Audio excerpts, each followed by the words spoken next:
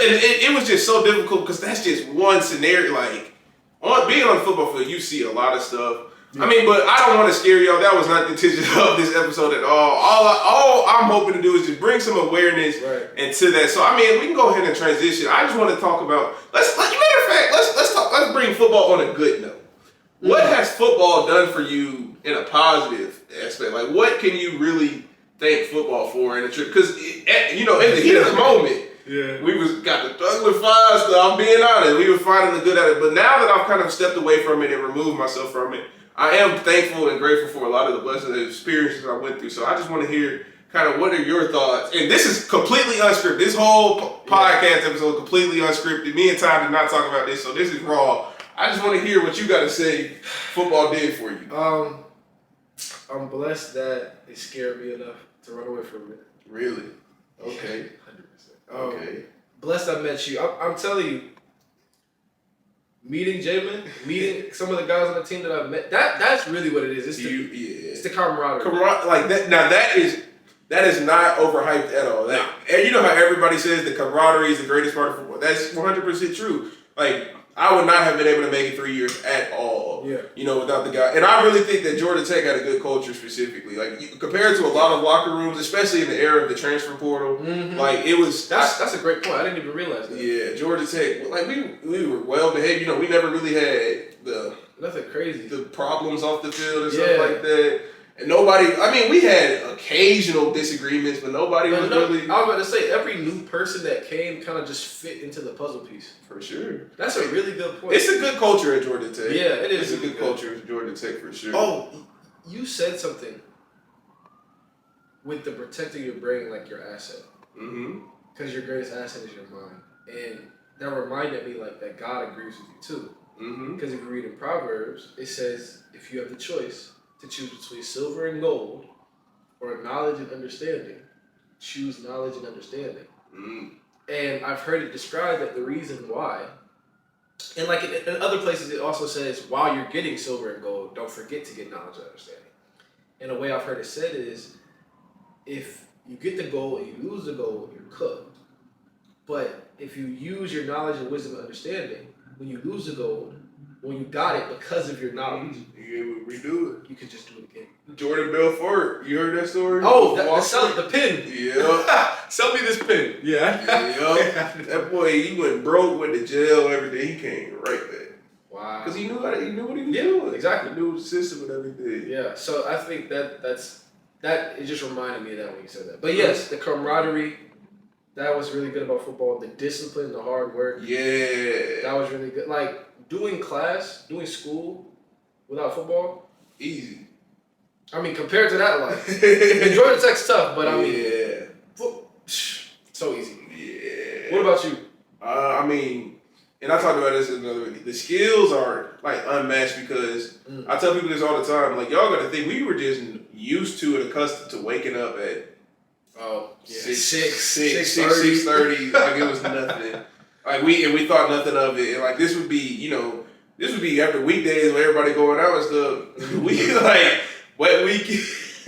There's certain specific weekends at Georgia Tech. A lot of people were outside having fun and everything. Yeah. Those talking about, man, we don't need to see y'all out here. Right, he kept us out of trouble. Like football that's a really great point. Football kept us out of trouble. It kept us disciplined. Mm-hmm. And that's the type of stuff we're going to go on with. Like, for example, my weight loss journey. I probably lost like 30 pounds now. Yeah.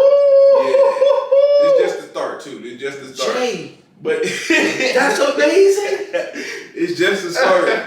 But like, the reason I'm able to do this is because I'm used to, first thing in the morning, getting a little lifted. So, like, I'll get in a smooth list, but it feels like I'm doing nothing just because what I am used to. Wow. You feel what I'm saying? Like I've seen what y'all be thinking is so impossible. Like I'll go work out for a good 45, 50 minutes and I'll work out hard at the CRC. Yes. Or the CRC is our school's rec center. And I really feel like I was like, okay, that was a smooth little light lift. And the reason I feel like that is because I know what a real lift can get. Like very wicked lifts. You know what I'm saying? Shout out Coach AJ. Coach AJ real though. Coach AJ real. I love Coach AJ. So, football was that. And I think the biggest thing that I took away from football, or I mean, I learned a lot too. I learned a lot about people. It really broadened my perspective on a lot. And that's what I'm so excited for this podcast for, because y'all got to hear about football players out the field.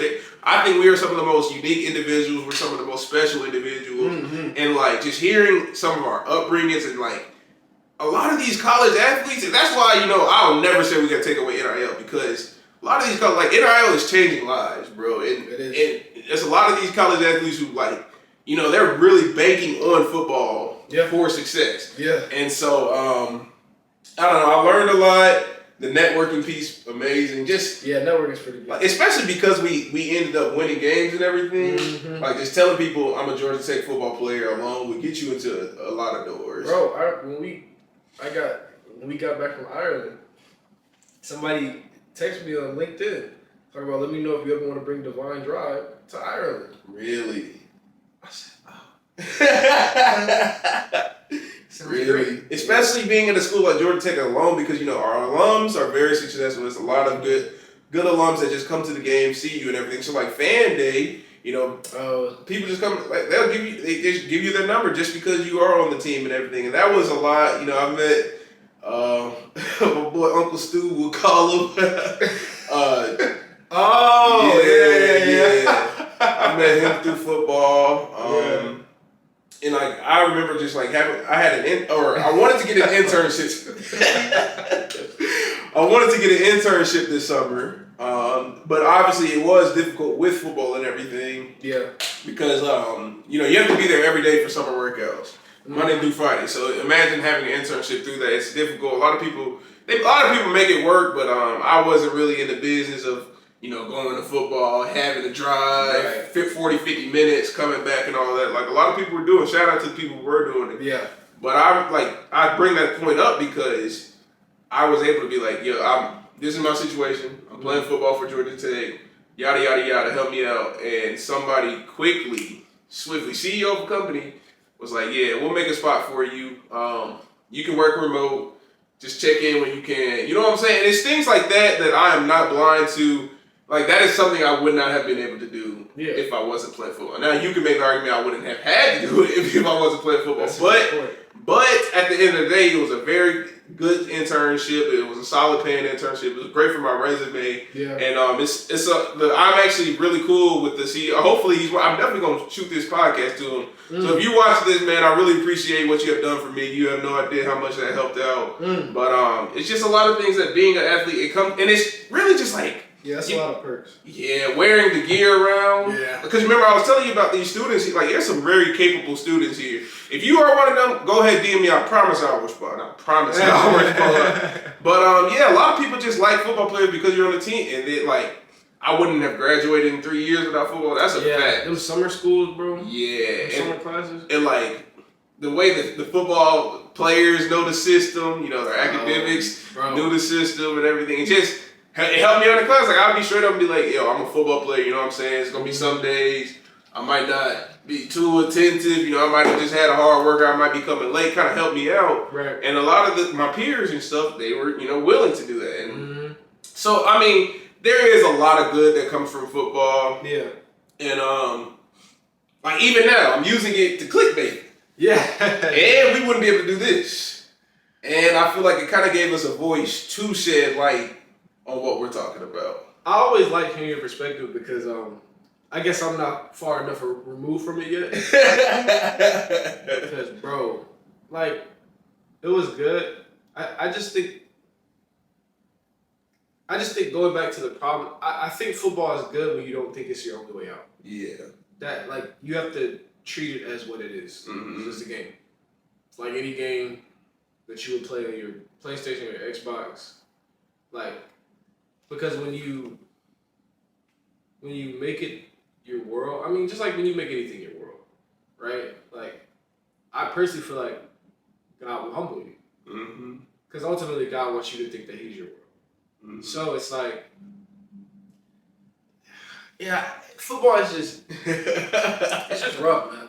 I understand. It's just rough. I don't like it. I almost feels like, especially because mostly black people play it. Yeah. You heard the term "nothing new under the sun." Ecclesiastes, Solomon says there is nothing new under the sun. If you point at something and you say, look, this is new, he'll be like, no, it's been there since the dawn of time. So, like, football's not new. What was football before modern day? What do you think? What are you talking about, like the gladiators and all that? Gladiators, coliseums, people literally going to the slaughter. So when I look at football now, and, you know, like I said, I'm a little bit more pessimistic. See, you gotta understand, Jay Money Man Jay. So he likes the connection, the influence, and I do too. But when I look at it now, it looks like glorified, like, what do they call animals that you specifically meant for butchering to eat? That's how you feel? Yeah, it looks like a cow with a gold chain on going to get turned into a hamburger. Straight up. Because it's just like... I feel that, and I mean... Like any other sport, like basketball. I want to see Jamar shoot hoops. I'm cool with that. You know what I mean? Shout out Jamar. Or tennis, any other sport, but it's like football, bro. No wonder it pays so much. It's almost like another like temptation. You remember when I was kind of explaining what I didn't like about it? You were like, yeah, it's too barbaric for you. Oh yeah. Hey, look, that's kind of what you. But seriously, like that's real. And I know I've been kind of tiptoeing that line of letting y'all know about how I felt about football for real. Like, if I'm really being completely transparent, I didn't mess with it. I didn't. But I mean, I see it as a learning experience in life, because somebody else is going through their own version of what football was for you right now, and so. That's just how I see everything. Like in any of the trials and tribulations, like I'm always trying to see the good in it. Yeah. And you know what? I won't be so pessimistic. Football is the reason I made Divine Drive. You feel what I'm saying? Straight up. You feel what I'm saying? Especially with like the brain stuff. Sorry, I didn't cut you off. No, go ahead. Because this is you're right. You made me think about this. Like the stuff that I put in Divine Drive, the branched chain amino acids and the vitamins and stuff, I put things in there specifically for brain health. Because I was like, dude, football, yes. You know? I was like, I don't just need the energy and hydration. I need a way to keep my brain healthy, to protect my brain, and to help my brain grow. And I put those exact vitamins. I'm not going to say it because, you know, it's a trade secret. But, I put those vitamins into Divine Drive. So you're right. And to that point, I'm glad you brought that up. Because I should have mentioned this earlier. But I just think of so many things that, like, I was doing for football to, you know, maximizing my chances of going to the league. That, like, now I just know a lot about, and it's very good for me. Like, absolutely. I remember, like, so I am very, I'm very tight. So, like, I'm very limited flexibility wise. And just, like, I remember I would always kind of, like, focus on that type of stuff. And in doing that, I would always get into content, you know, just about being a like healthier person in general, just you find a good guy, like longevity. Because I'm somebody, I want to be giving people buckets at 70. You know what I'm saying? I won't be looking like Paulo Banchero at 70 still. And I don't think I would have had that passion. Number one, because football pointed out my flaws. They made me realize, like, absolutely. If I'm a normal student, I would have never realized that I was tight. Because, like, where would I have realized that? You know what I'm saying? Yeah. And like my eating habits, like the way nutritious and all that, that's strictly because of football. Like I was always trying to, because I didn't, like I had to be 295 pounds and everything, but Ty can tell you, I hated it my whole life. So like I would want to try to find ways to tone my fat up and all that. Right, and while like keeping, and all that, like now I can tell you about macros, I can tell you, like I can read a nutrition box or a nutrition label on a whatever. I'm like, nah, this ain't good. Like, this ain't it. Yeah. I ain't, and because of that, I'm literally going to live a healthier lifestyle 100%. because of that. So, I think football was just one of those. It's just one of those valleys that I kind of had to go through to learn a lot. But that's why I am here to tell y'all that, like, don't let it get overhyped. Like, cause don't let it get you. That's honestly how they keep you. I'm gonna say it. It's okay. It's how they keep you enslaved. Because that's what it felt like. It felt like I was slave in a way, especially being like a walk-around. Like, and it was cool being a PWO. You know, it was cool reaching out. I felt good about that, but it's just like, they give you all these promises. It literally feels like sin. Because they give you all these promises, with no plan.